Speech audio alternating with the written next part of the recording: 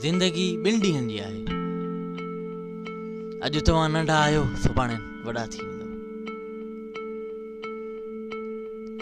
तव्हांजी ज़िंदगी में जेकॾहिं को मक़सदु न आहे, तव्हांजे जीअण जो को मक़सदु न आहे, त तव्हांखे इहा ख़बर न आहे त तव्हां हिन दुनिया में छा करणु आया आहियो। तव्हां सफ़र लाइ त निकिता आहियो, पर तव्हांखे ख़बर न आहे तव्हांजी मंज़िल किथे आहे।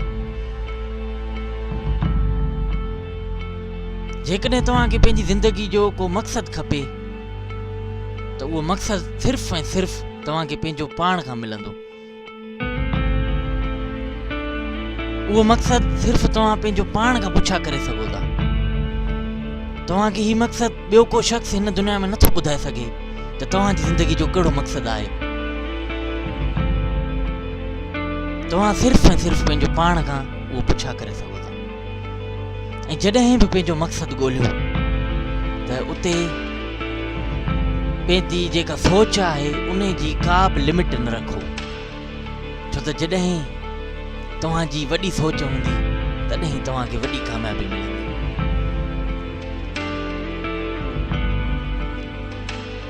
तव्हां सिर्फ़ु ऐं सिर्फ़ु पंहिंजो मक़सदु महिनत जे ज़रिए हासिल करे सघो था। तव्हांखे पंहिंजे मक़सद में कामयाबु थियण लाइ तमामु घणियूं नाकामियूं ॾिसणियूं पवंदियूं। जेसीं ताईं तव्हां पंहिंजी ज़िंदगी में नाकामी न ॾिसंदव तेसीं ताईं तव्हांखे कामयाबी जी अहमियत ख़बर न पवंदी।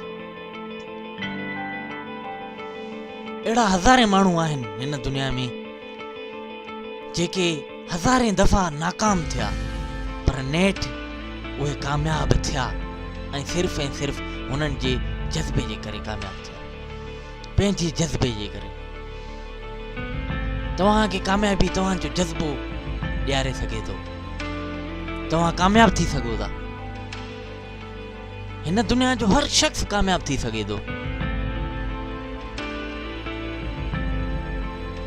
भले तव्हां ग़रीब हुजो, भले तव्हांजो तालुक कंहिं ग़रीब ख़ानदान सां छो न हुजे, तव्हांजो पीढ़ियूं जो पीढ़ियूं ग़रीब छो न हुजनि, तव्हां कहिड़ी बि क़ौम सां तालुक़ु रखंदड़ हुजो, कहिड़े बि मुल्क सां तालुक़ु रखंदड़ हुजो, कहिड़े बि शहर सां तालुक़ु रखंदड़ हुजो, कहिड़े बि ॻोठ सां तालुक़ु रखंदड़ हुजो, तव्हां कामयाबु थी सघो था।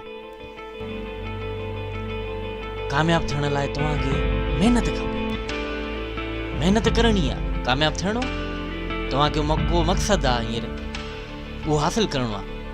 उन मक़सद खे हासिलु करण लाइ तव्हांखे महिनत करणी पवंदी, तव्हांखे ॾुख ॾिसणा पवंदा, तव्हांखे तकलीफ़ूं ॾिसणियूं पवंदियूं, तमामु घणियूं तकलीफ़ूं।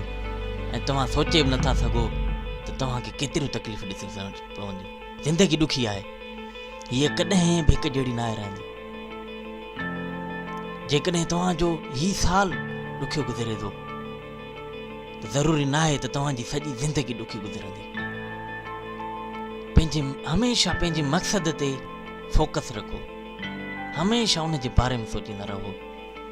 ऐं उहो मक़सदु ईअं हुअणु खपे जो तव्हां जॾहिं मानी खाओ, तव्हां जॾहिं सुम्हो, तव्हां जॾहिं घुमो फिरो, त उहो मक़सदु तव्हांखे आराम सां घुमणु फिरणु न ॾे, आराम सां सुम्हणु न ॾे, आराम सां मानी खाइण बि न ॾे।